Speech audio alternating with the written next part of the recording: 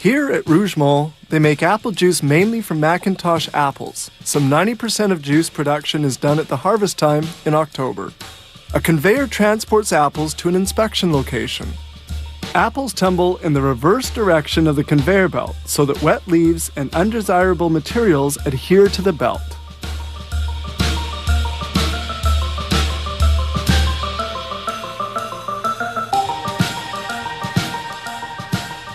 The apples are stored in silos for several hours. In order that the apples are not too bruised in their descent, they're slowed down in this stepped chute. Juice making can now begin. Now they wash the apples. This first water bath eliminates pebbles since they also use apples that have already fallen from trees. A shower of cool water completes the washing process. The apples are then cut into little pieces in this grinder and produce gratings.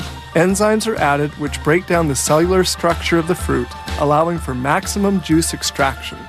Next, the gratings are transferred into maceration reservoirs where they'll stay for 60 to 90 minutes.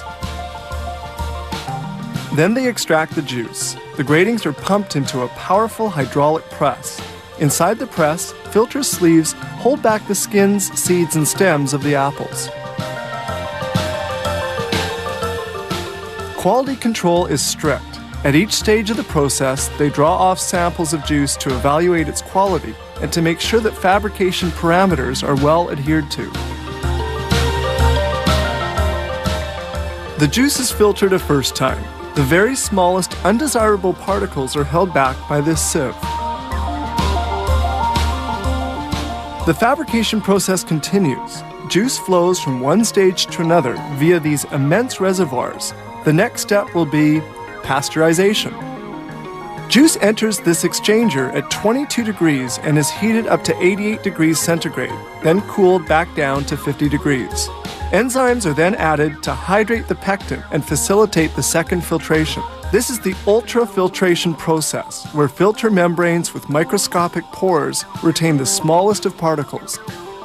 The apple juice is now perfectly filtered. Its clarity is verified, as well as its flavor, color, and natural fruit sugar content. Since juice is produced in October, it has to be conserved throughout the year. A portion of the production is stored in this sterile warehouse area to await being bottled during the year. Each reservoir can hold 110,000 liters of filtered juice. No preserving agent is added.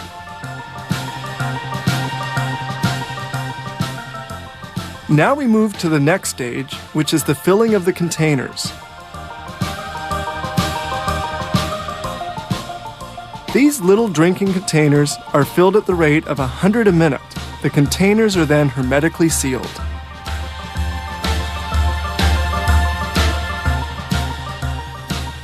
Two little sprays of hot glue are applied to the containers. This secures the straws attached onto their sides.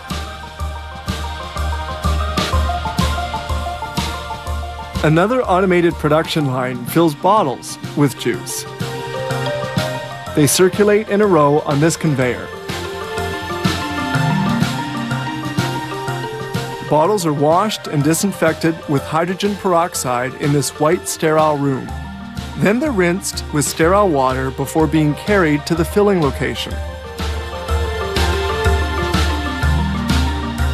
Each minute, 120 bottles are filled with pasteurized apple juice and sealed with a cap in a sterile environment.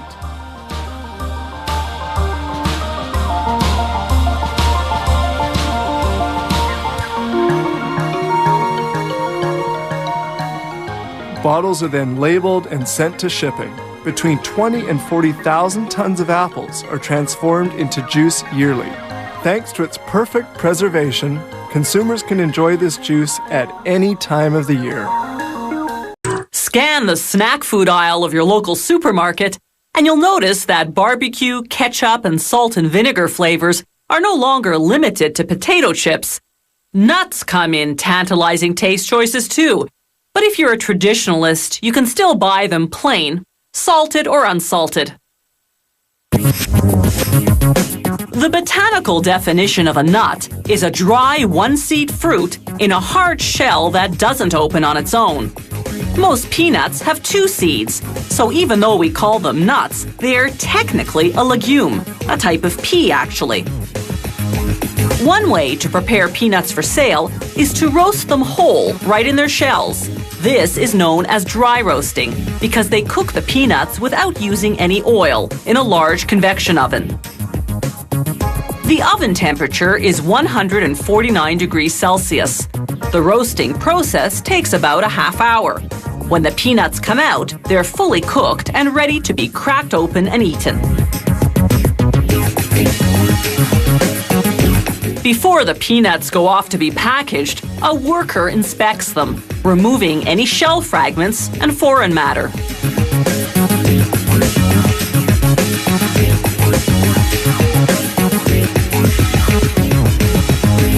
Another way to prepare peanuts or other nuts for sale is to dry roast only the seeds. These peanut seeds arrive at the factory with their shells and skins already removed. A conveyor transports them to a revolving drum called the tumbler. As the tumbler spins, the nuts are sprayed with a liquid seasoning mixture, one of 10 flavors this company produces, such as salted, smoked, ketchup, barbecue, and salt and vinegar. The rotating action ensures the seasoning coats the nuts thoroughly.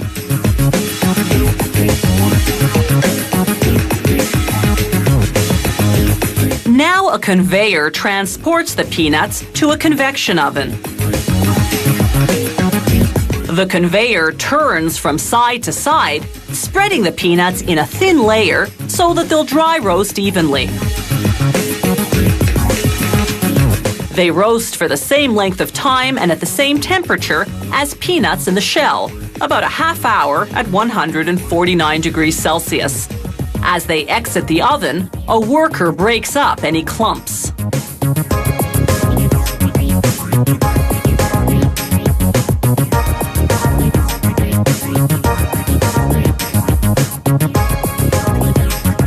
They tumble on the seasoning after cooking when they use the other method of preparing shelled nuts. Instead of dry roasting the nuts as we saw earlier, they fry them in oil. This process is called oil roasting. It gives the nuts a greasier, fried taste. These cashews are on their way to be oil roasted.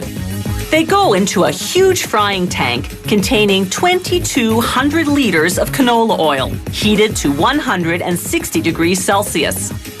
When the nuts come out fully cooked 15 minutes later, they're steaming hot. A powerful ventilation system draws the heat outdoors, cooling the cashews to room temperature. This takes about 15 minutes. By now, the nuts have absorbed any cooking oil that remained on their surface, so they receive a light spray of vegetable oil. This makes their surface sticky again, so that salt or seasoning mix will adhere.